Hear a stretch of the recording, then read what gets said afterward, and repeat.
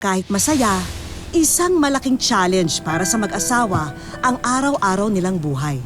Madalas kasi, kinukulang ang kita ng mag-asawa para sa kanilang pamilya.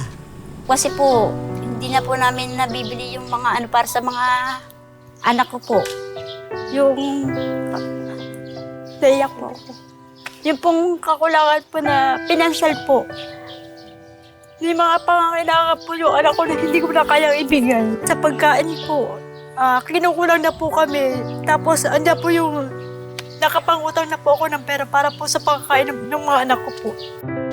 Kaya naman ang may dumating na regular job offer si Sherwin sa isang construction company sa Rizal, agad niya itong kinuha kahit pa mapapalayo siya sa pamilya. Napagdesisyonan nga po namin na sa Rizal na lang po siya magtrabaho po para po makaraos po kami. Sherwin, mag-ingat ka ron. Mag-text ka, tatawag ka.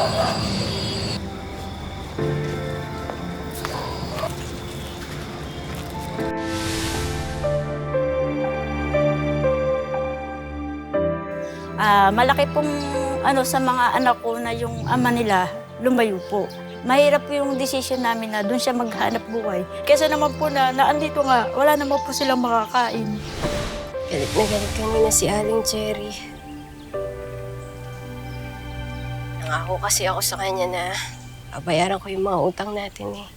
Pero ang inaasahang swerte ni Sherwin ay nauwi sa wala. Dahil pagdating ni Sherwin sa Rizal, hindi nagkatotoo ang regular na trabahong ipinangako sa kanya.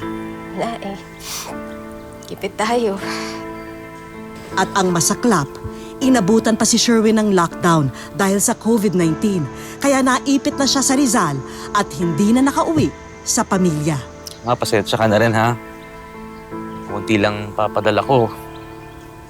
Sino bang mag-aakala na pagkarating namin dito wala kaming kontrata.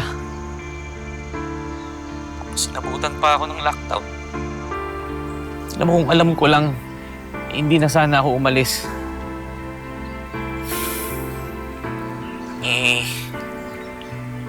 Wala akong cellphone. Nakikitawag lang ako. Miss ko na kayo, Diyos ko.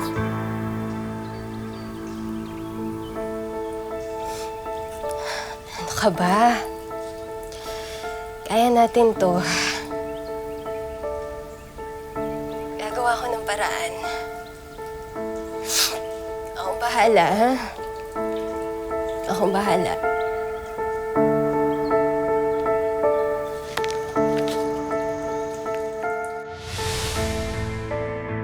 Dahil din sa lockdown, tuluyan na ring nalugi at nawala ang fruit stand ni Joanne.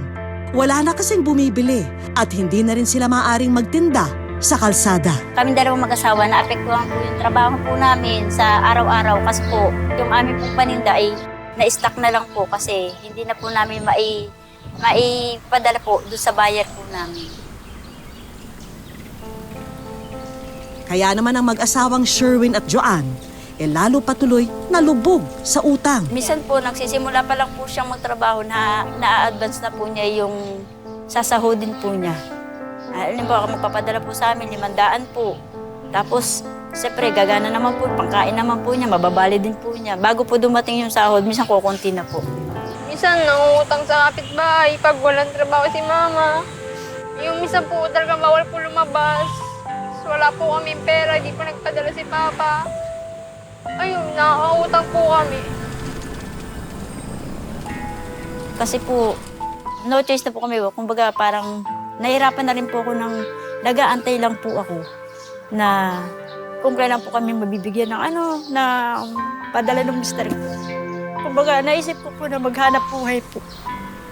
At ang naging bagong karera ni Joanne, sa isang mundong malayo sa nakasanayan niyang fruit stand, napunta siya sa peligrosong mundo ng construction.